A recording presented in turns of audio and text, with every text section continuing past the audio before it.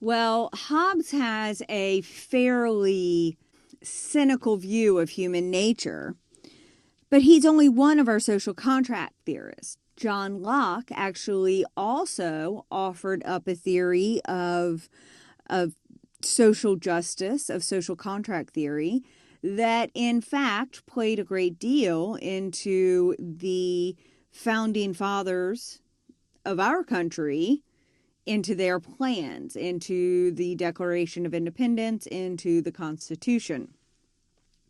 So let's look at a quick comparison between Hobbes and Locke. Hobbes and Locke agreed that our faculty of reason, we're rational creatures. That is going to show that our faculty of reason is going to show us the wisdom of forming a cooperative society. In other words, the fact that we're rational allows for us to understand that our chances of living a long and happy life are significantly increased if we form a cooperative society. Hobbes and Locke agreed that the social contract must be entered into freely.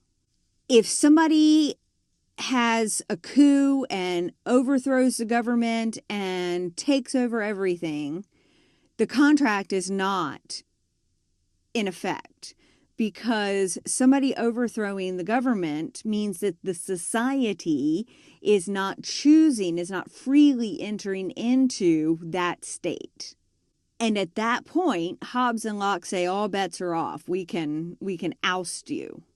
If a contract is entered into freely, though, then all parties are in fact subject to the contract. Does that make sense? And finally, Hobbes and Locke agreed that the authority that the state has is dependent on this free consent. Military coup takes over the country. They have no official authority over society. They might be instituting a state of fear, and people do what they're told so they don't die. But that's not legitimate authority.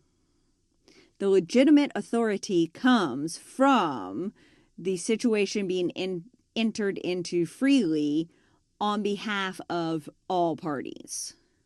Does that make sense? Well, Hobbes and Locke disagreed on the state of nature, on human nature. Hobbes thought people are just necessarily nasty and solitary, but Locke believed that they were sociable and peaceful. Left to our own devices, Locke believed we would actually help each other, that we would naturally engage in cooperation. So they have two very different viewpoints of human beings left to their own devices. Hobbes and Locke disagreed on where rights come from. According to Hobbes, the only rights we have are those given to us by the state. But according to Locke,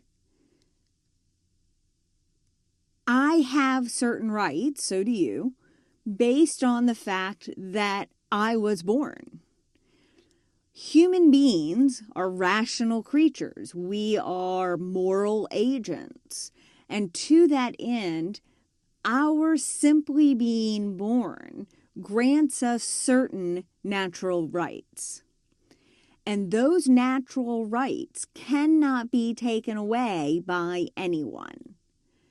And if the state attempts to do so, we are required to overthrow it. So this is the other disagreement that Hobbes and Locke have.